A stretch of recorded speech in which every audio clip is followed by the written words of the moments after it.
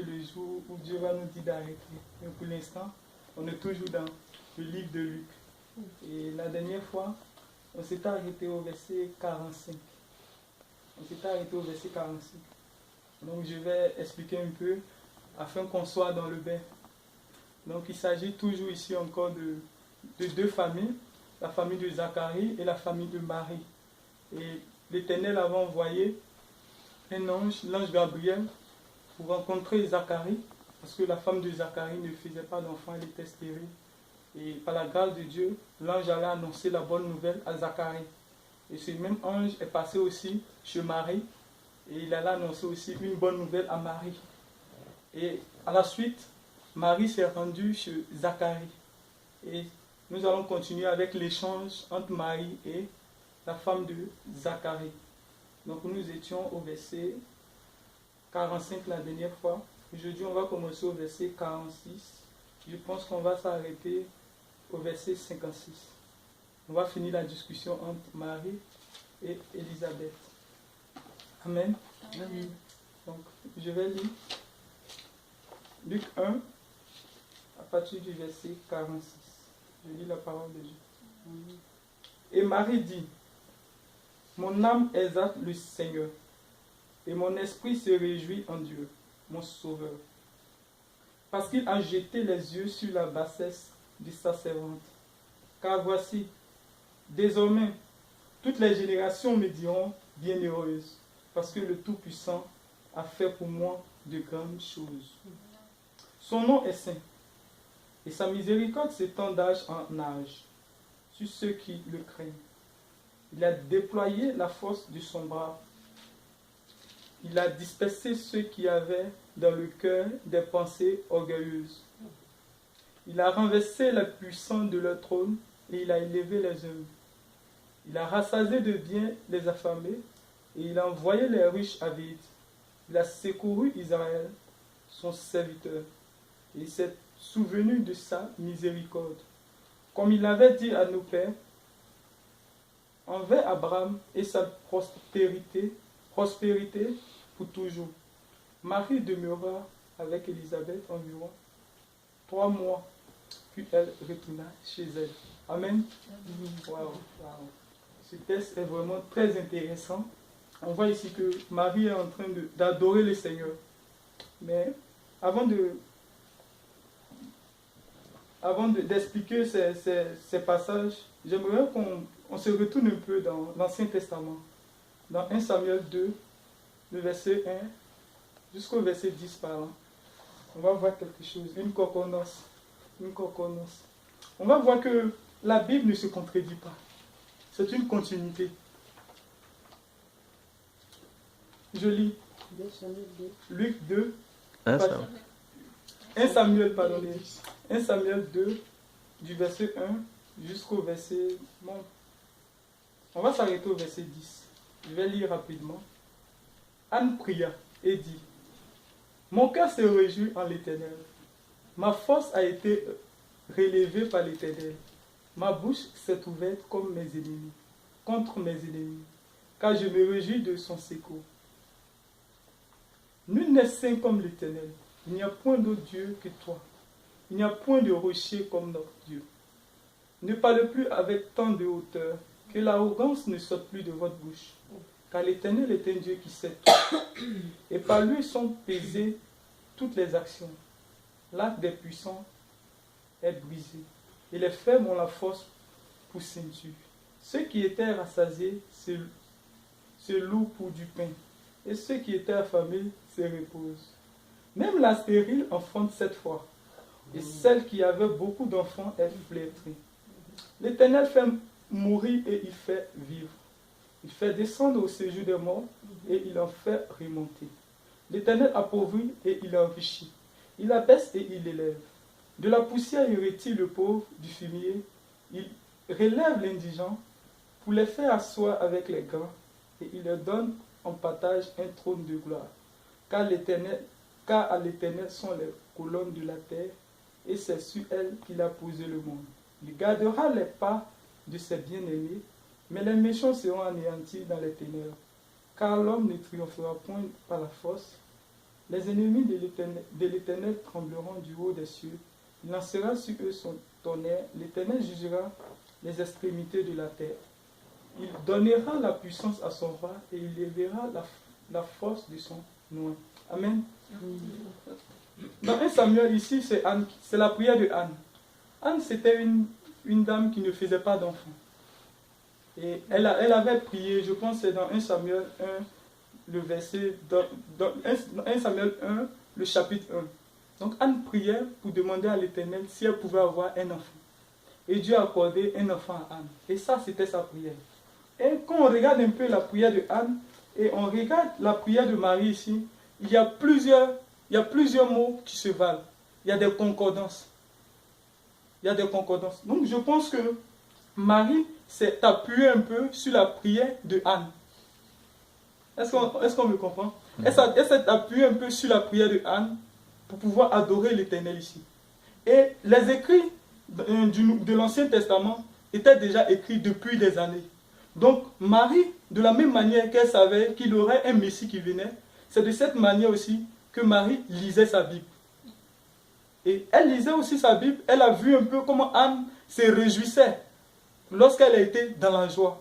Et immédiatement, quand Marie aussi a été dans la joie, elle a commencé d'une part à réciter les mêmes paroles qu'Anne. Vous comprenez? Ici, on nous montre un peu déjà que Marie, c'était une personne qui connaissait la parole de Dieu.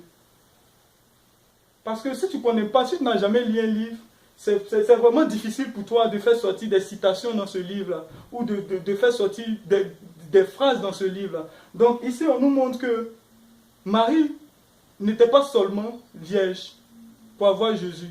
Marie aussi était une personne qui connaissait la parole de Dieu. Et ici, on nous dit aussi que, par ces passages, je vois que si tu ne connais pas la parole de Dieu, sincèrement, ça sera un peu difficile pour que Dieu puisse venir mettre sa main sur toi pour opérer des miracles dans ta vie.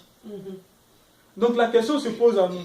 Est-ce qu'on prend le temps, nous aussi, de pouvoir lire la Bible de temps en temps? Parce que la prière qui est là, il ne suffit pas, souvent on n'a pas besoin seulement de nos mots. On a besoin de s'appuyer sur les paroles bibliques pendant nos prières.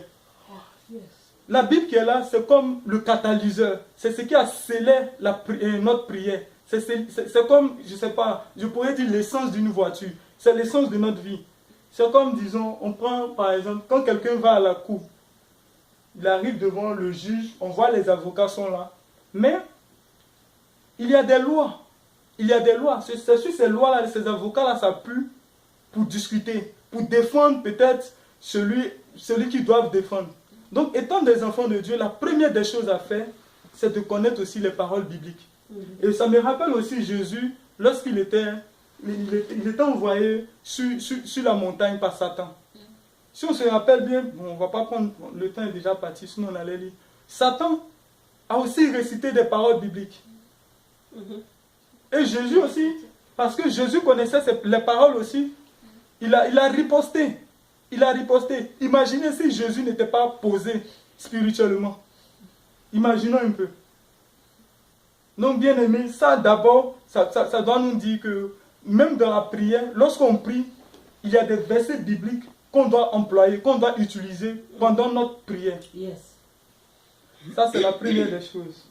On va continuer, c'est maintenant, on va rentrer à l'intérieur. Mais avant de prendre les versets en détail, pour bien détailler les versets, cette prière-là, on appelle ça la Magnificat. Magnificat. Le jour où vous allez entendre Magnificat quelque part, sachez que c'est cette petite portion de prière-là, où c'est la prière de Marie. Il y a plusieurs personnes, je pense que dans plusieurs églises, il y a des gens qui prennent ces versets-là pour chanter. Il y a plusieurs personnes qui ont utilisé, oui, ces versets-là pour chanter. Parce que c'est de là. Quand tu vois, tu sais que ça vient vraiment du cœur. Et c'est vraiment très profond. Donc on appelle ça le Magnificat. Magnificat parce que quoi? Parce que c'était ici le premier mot que Marie a utilisé, elle parlait de son âme. Qu'est-ce qu'elle a eu à dire? Elle dit, mon âme exalte le Seigneur. Magnificat, c'est l'âme. C'est l'âme. c'est l'âme. Et ça a été le premier mot en latin qu'elle a prononcé pendant son adoration. Donc ce nom a été donné immédiatement. On appelle ça le Magnificat. Donc le jour où vous allez entendre ça quelque part, ne soyez pas surpris. Ok, on continue. Elle dit, le verset 46. Mon âme exalte le Seigneur, et mon esprit se réjouit en Dieu, mon Sauveur. Ici, Marie parle de son âme et elle parle de son esprit. Vous voyez, elle ne parle pas de quelque chose qui est physique, quelque chose qui est à l'intérieur d'elle. Quelque chose qui est à l'intérieur d'elle. Elle adore l'Éternel avec ce qui sort de l'intérieur, ce qui est profond. Elle nous montre ici qu'on ne doit pas adorer l'Éternel avec seulement nos paroles. Oui, c'est bien de connaître les gros mots dans le dictionnaire, les employer, mais non, on doit adorer l'Éternel au plus profond de notre être. Donc j'invite chacun d'entre nous ici à pouvoir adorer l'Éternel sur cette même voie-là, à l'intérieur, une intimité, quelque chose de profond, quelque chose d'intérieur, qui sort de l'intérieur de nous. Amen. Amen. On continue. Et le verset 48. Parce qu'il a jeté les yeux sur la bassesse de sa servante. Car voici, désormais, toutes les générations me diront bienvenue.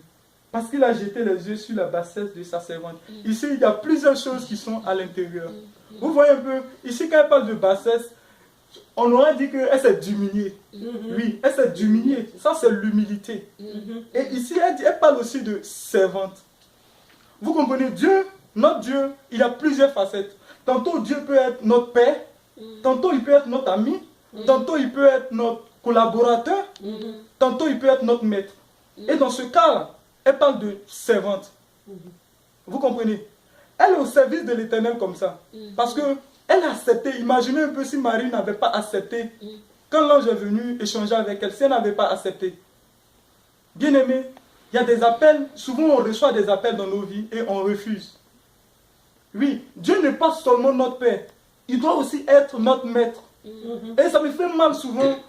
Bon, je ne dis pas le nom d'une église, mais ça me fait mal quand je vais dans des églises et il y a des gens qui sont comme des spectateurs. Normalement, dans une église, tout le monde devait être mobile. Chacun devait faire quelque chose à l'église. Même si ce n'est pas le dimanche, on ne le voit pas faire quelque chose, mais forcément, il doit avoir un département où peut-être que lui, il a choisi de nettoyer l'église. Il peut venir. Ce n'est pas tout le monde qui doit être à la chair. On ne doit pas voir tout le monde. Mais tout le monde doit être au service de l'Éternel. Donc, ce soir, j'aimerais que chacun d'entre nous, si tu ne fais rien dans la maison de l'Éternel, cherche quelque chose à faire dans la maison de l'Éternel. Parce que ça ne sert à rien d'aller s'asseoir les dimanches et rentrer. Non, tout le monde peut le faire. On peut aller, quelqu'un même qui ne croit pas en Dieu, il peut aller s'asseoir les dimanches à l'église pour perdre du temps, il va aller s'asseoir. Mais en tant qu'enfant de Dieu, sincèrement, tu dois contribuer à l'avancement de l'œuvre de Dieu. Tu dois porter une pierre pour construire l'édifice. Donc chacun d'entre nous doit avoir un rôle. Donc ici, Marie s'est donnée. Elle a dit au Seigneur, je suis à ta disposition, utilise-moi. Et c'est ainsi que l'Éternel a commencé à utiliser Marie. Et ici, ça nous montre aussi beaucoup. Ça nous dit aussi que l'Éternel peut être aussi notre maître. Vous voyez, souvent, on ne doit pas voir l'Éternel comme un Dieu méchant, un dictateur qui est en haut là-bas. Quand il donne des ordres, on doit immédiatement... Oui, Dieu n'est pas un dictateur. Certes, il est grand, il est fort. Mais il est aussi proche de nous. Vous comprenez? Et ici, il a montré aussi la collaboration avec Marie. Parce que Dieu, il pouvait décider lui seul, ok, Seigneur Jésus, tu descends du ciel, il laisse Jésus descendre comme ça du ciel rapidement. Mais non, il a décidé que Jésus passe par une personne. Ici, il nous montre un peu la collaboration. Il nous montre que ce n'est pas un Dieu. Ça, aussi, moi, je pense que Dieu n'est pas orgueilleux sur ce plan-là. C'est lui qui nous a créés. C'est lui qui nous a créés. Il peut faire tout ce qu'il veut.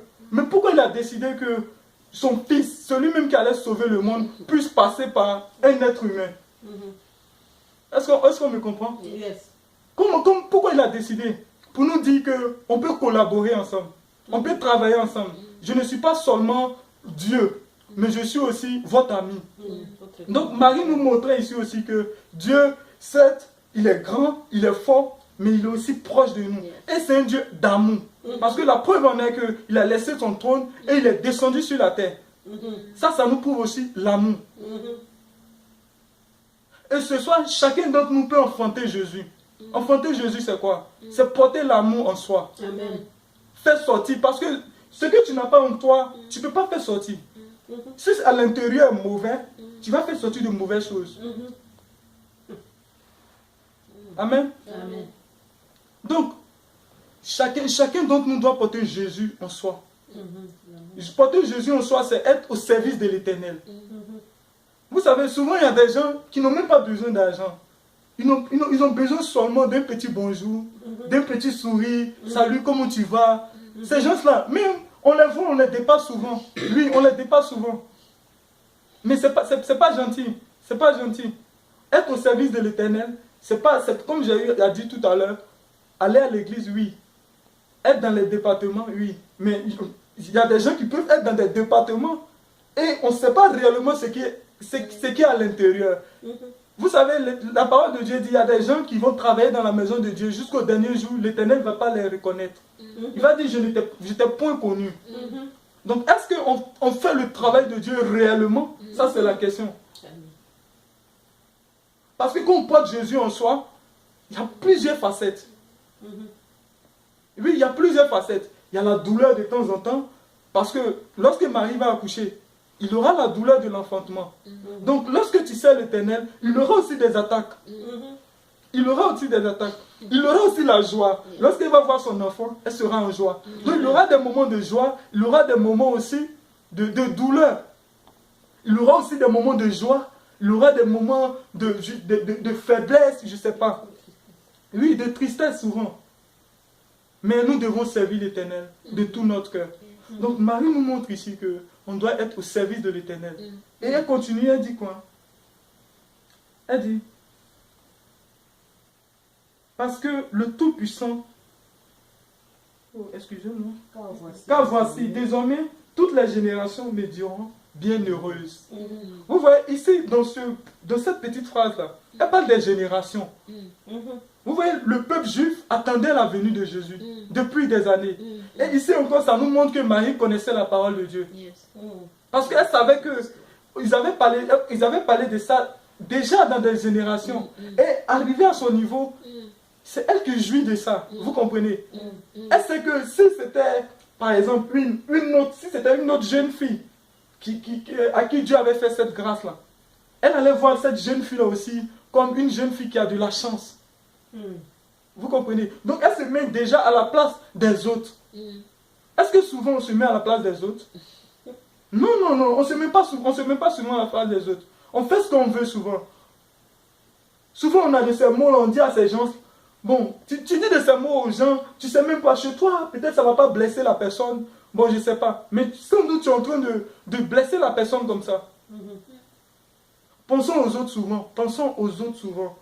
Et ça, c'est vraiment très nécessaire en tant qu'enfant de Dieu. Parce que ça ne sert à rien d'aller dans la maison de Dieu, de servir l'Éternel et de ne pas penser aux autres. Parce qu'il y a des gens même qui vont à l'église, ils servent l'Éternel, mais ils voient des gens à l'église comme ça. Ils ne peuvent même pas à la fin du culte s'approcher des gens. Ah, on dit quoi? Comment tu vas? Ça va? Tu as un problème? On peut prier pour toi? C'est ça qu'on appelle le leadership. Oui, t'approcher des autres, des plus faibles. L'Éternel, la Bible a dit quoi? On doit prier, on doit soutenir ceux qui sont faibles. Soutenir ceux qui sont faibles. Ce n'est pas ceux qui sont dehors, on va venir soutenir. C'est d'abord ceux qui sont dans la maison, ceux qui sont avec nous, ceux qui ont les mêmes idéologies que nous. À l'église, on finit le culte, chacun se lève, il rentre chez lui à la maison. Oui, certes, nous sommes ici, chacun est occupé. Mais même si tu fais ça à une seule personne, tu choisis une personne chaque dimanche, tu vois une personne, tu lui dis, ah, comment tu vas? Comment a été ta semaine? Ah, tu n'as pas un sujet de prière? Pensons aux autres souvent. Amen. Et quand elle parle de génération en génération, elle parle aussi du futur. Nous,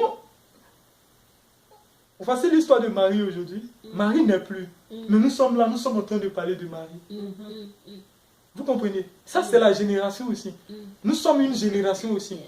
il y a eu des générations dans le passé, eux n'ont pas su de qui il s'agissait. Ils n'ont pas su à qui Dieu allait faire grâce. Mais nous, on a eu l'opportunité, on a eu la grâce de savoir que c'est Marie. Et ça me fait mal souvent de voir, je n'ai pas dit le nom d'une église, mais de voir d'autres personnes qui commencent à adorer Marie, à vénérer Marie. Certes, elle a mis l'Éternel au monde, mais voici ça, avec ce verset même, on peut reconnaître que Marie même reconnaissait qu'elle était une femme comme toutes les autres. Okay. Oui. Elle nous montre ici qu'elle était une femme comme toutes les autres. C'est Dieu qui a fait grâce à Marie. Et nous sommes cette génération-là qui avons l'opportunité de connaître cette histoire-là. Donc c'est de ça que Marie voulait parler dans ce passage. On continue. Et elle a dit, le verset 49. Parce que le Tout-Puissant a fait pour moi de grandes choses. Son nom est saint. Elle dit de grandes choses. Vous voyez, elle reconnaît ici que ce que l'Éternel a fait là, l'imagination, ça dépasse l'entendement de l'homme. C'est quelque chose de tellement, c'est tellement grand. Marie avait peut-être, comme j'avais dit la dernière fois, elle avait moins de 18 ans. Moins de 18 ans. Et subitement, elle est enceinte. Elle va accoucher. Oui, elle va accoucher. Ce n'est pas n'importe quel enfant. Le Seigneur Jésus-Christ. Donc c'est quelque chose qui dépasse elle-même son entendement. Et ce qui me plaît ici, elle ne se vante pas. Parce que vous savez, souvent, ça me fait mal. Il y a des gens qui réussissent et ils pensent que c'est par leur intelligence qu'ils ont réussi. Ou c'est par leur force. Mais c'est faux. Tu ne peux pas réussir sans l'Éternel. Oui, tu ne peux pas réussir sans l'Éternel. Si tu es enfant de Dieu, quand tu réussis, sache que c'est l'Éternel qui t'a fait grâce. Amen. Parce que vous êtes nombreux. Vous êtes nombreux. Ta place là. Peut-être une autre personne pouvait avoir cette place-là. Et la personne même était peut-être plus qualifiée que toi. Mais quand on a des opportunités, on pense que oh, j'ai été vraiment très intelligent. Oui, ça j'ai été intelligent, j'ai été sage. Mais c'est faux, c'est faux. C'est la grâce de Dieu. C'est la grâce de Dieu. C'est la grâce qui peut nous envoyer partout. Et si tu ne reconnais pas déjà dans les petites choses que c'est la grâce de Dieu, Dieu ne pourra pas t'élever par la suite. Non, non. Si dès le départ tu commences à t'enfler, oui c'est moi, mon intelligence, je suis intelligent, oui j'ai fait de bonnes études, oui c'est parce que j'étais dans telle université que j'ai eu tel boulot. C'est faux, c'est complètement faux. Marie ne va pas me dire que c'est parce qu'elle lisait la Bible beaucoup, c'est parce qu'elle connaissait la parole de Dieu, ou c'est parce que, je ne sais pas si, à son âge là, peut-être il y a d'autres qui avaient déjà eu des enfants, bon je ne sais pas. Mais peut-être elle était tellement sainte, elle était tellement dans son coin, que Dieu a dit, oh, cette fille-là, c'est celle-là que je vais choisir, parce qu'il n'y a pas son Dieu sur cette terre-là. Non, mais ce n'est pas ça. Marie le connaissait. Vous savez, Marie était fiancée à Joseph. Moi, je n'ai jamais été fiancé. Mais, oui, je n'ai jamais été fiancé, mais j'ai déjà été auprès des gens qui ont été fiancés. Et souvent, ils sont stressés. Souvent, il y a des petites disputes. Souvent, il y a plusieurs choses qui se passent. Il y a plusieurs choses qui se passent. Donc, Marie aussi, en tant qu'une jeune fille, je pense qu'elle aussi, il y avait dans sa vie aussi plusieurs choses qui se passaient comme ça. Elle avait aussi des problèmes comme nous autres présentement. Elle pensait souvent, elle avait de petits problèmes. Oh, je vais faire tel... Et son mari, on ne nous a pas dit que son mari était milliardaire ou quoi. C'était un charpentier. Oui, il était charpentier. Vous comprenez? Donc peut-être elle avait des petits problèmes aussi financiers. Elle avait tellement de problèmes. Donc, Marie était comme nous. Et quand Dieu a fait grâce à Marie, Marie reconnaît que c'est la grâce de Dieu.